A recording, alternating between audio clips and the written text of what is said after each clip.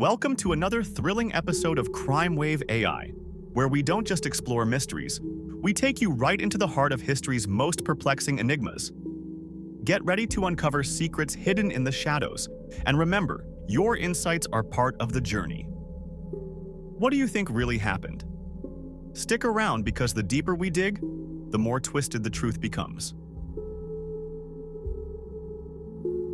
Today, we unravel a case that has confounded investigators, intrigued historians, and haunted the minds of all who dare to explore its dark depths.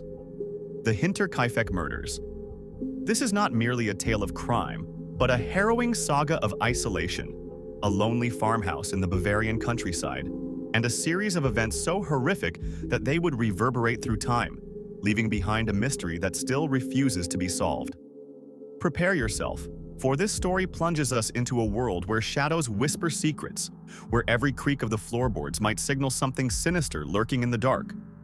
This is a tale that begins with the mundane, but soon spirals into the macabre, a mystery that leaves us with more questions than answers and chills that linger long after the story ends.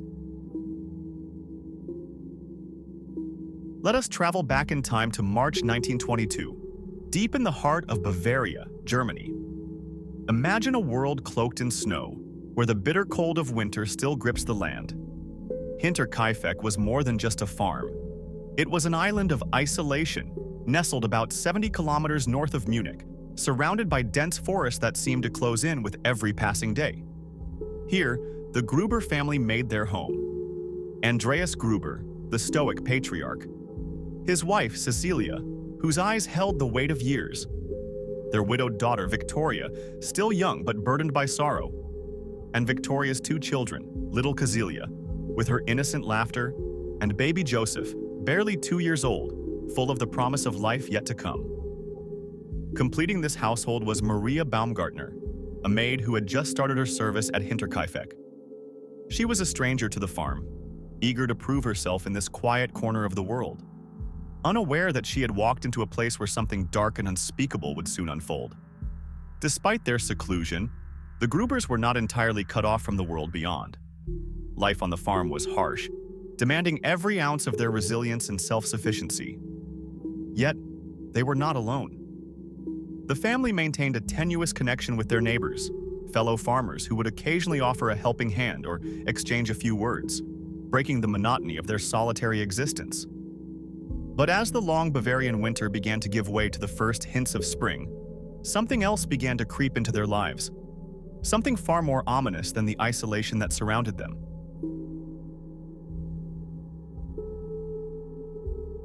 It started with small, almost imperceptible disturbances, the kind that might be dismissed in the hustle and bustle of city life, but which took on a more sinister significance in the eerie quiet of Hinterkaifeck. Andreas Gruber was the first to notice. There, in the freshly fallen snow, he saw them. Footprints leading toward the farmhouse, but curiously there were none leading away. It was as if someone or something had come to their home and then vanished into thin air. But the footprints were just the beginning. Strange noises began to echo through the farmhouse, noises that seemed to come from above, from the attic. Late at night, as the family huddled together for warmth, they could hear it. The unmistakable sound of footsteps creaking across the wooden floorboards above their heads. Was it the wind? A rodent? Or was something far more sinister stalking the Gruber family from within the very walls of their home? As if this were not enough to unsettle even the most rational mind, a set of keys went missing, keys that Andreas knew were always kept in the same place. And then, a newspaper appeared in the house, one that no one in the family recognized. It was a small thing, an innocuous detail in another setting, but here, in the growing shadow of fear, it was a harbinger of something terrible. Despite these increasingly alarming signs, Andreas Gruber made a fateful decision. He did not report any of it to the authorities. Perhaps he dismissed these events as mere coincidences, or perhaps he feared ridicule. Maybe, deep down, he sensed the darkness closing in on his family, but refused to acknowledge it, hoping against hope that it would pass.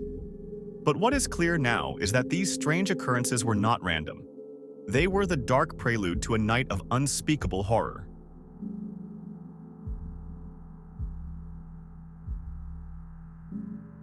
The night of March 31st, 1922, began like any other in the remote farmhouse of Hinterkaifeck. The family settled into their evening routine, perhaps unaware that the darkness outside was not merely the absence of light, but a veil under which something evil approached.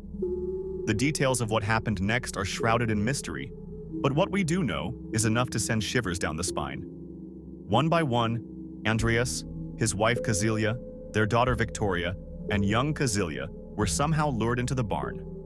Perhaps they heard a noise, perhaps they were called by name. What awaited them there was not the safety of their home, but a figure wielding a mattock, a heavy, sharp farming tool meant for breaking soil, but now turned to a far more gruesome purpose. With brutal, unrelenting force, they were struck down, their bodies left broken on the cold barn floor. But the nightmare did not end in the barn. The killer, or killers, then turned their attention to the farmhouse, where the youngest of the family, little Joseph, and the new maid, Maria Baumgartner, remained. In the sanctity of their beds, they too met a violent end. The same merciless hand that had struck down the others now silenced these innocent lives.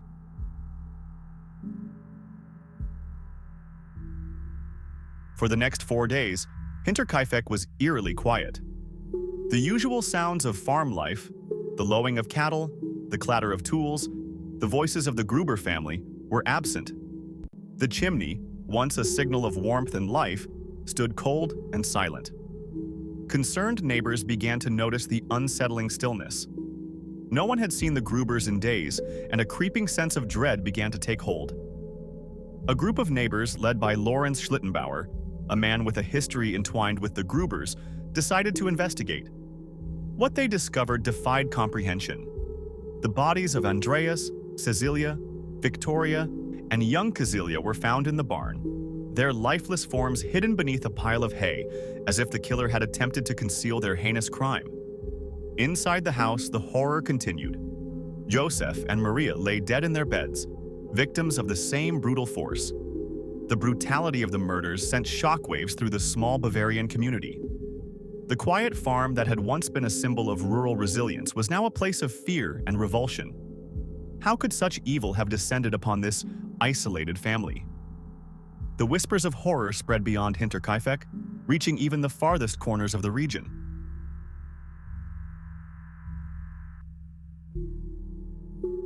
The investigation that followed was as thorough as the local authorities could make it, but it seemed that the more they uncovered, the less they understood.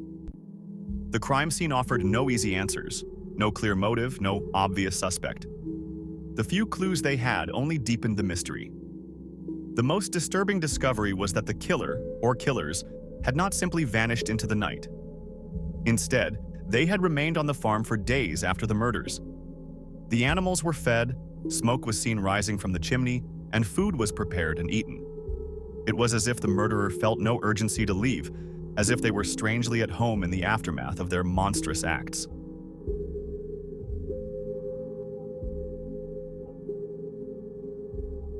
The initial investigation pointed fingers in many directions. Some suspicion fell on Lorenz Schlittenbauer, the very man who had discovered the bodies. His relationship with the Gruber family, especially with Victoria, was complex and fraught with tension. Could a personal vendetta have driven him to commit such an atrocity? Or was it someone else entirely? An outsider, a transient who had stumbled upon the isolated farm and seen an opportunity for violence? Theories multiplied, each more speculative than the last. Was it a family secret, hidden deep within the walls of Hinterkaifeck, that finally erupted in bloodshed? Was there a cover-up? A conspiracy? Yet, despite all the speculation, no one was ever charged with the crime. As the years passed, the case grew colder. The farmhouse, now a symbol of unspeakable horror, was demolished in 1923, as if by erasing it, the community could also erase the memories of that terrible night. But the shadows of the Hinterkaifeck murders did not vanish with the farmhouse. They lingered in the minds of those who had known the family, and in the imaginations of those who heard the story later.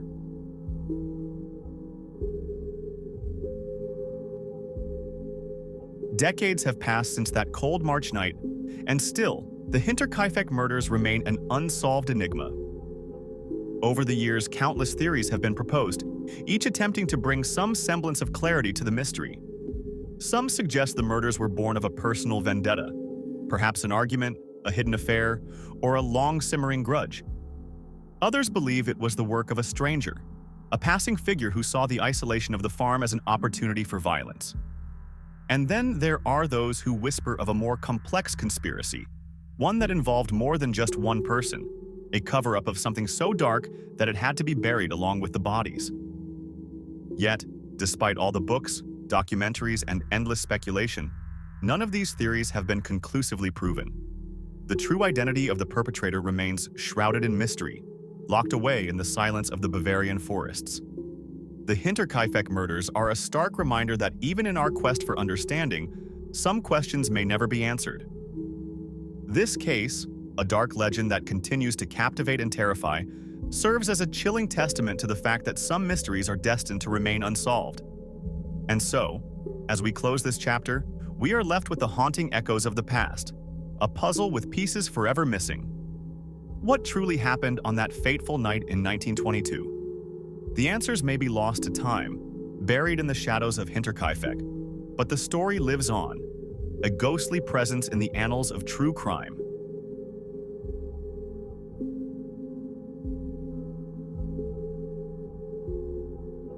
Thank you for joining us on this journey. At CrimeWave AI, we bring you stories that challenge and captivate the mind.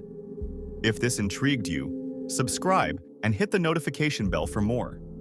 Together, we'll continue exploring the darkest corners of the human experience, seeking the truth behind every mystery. We'd love to hear your thoughts. What do you think about this case? Share your insights in the comments below. Until next time, stay curious, stay vigilant, and above all, stay safe.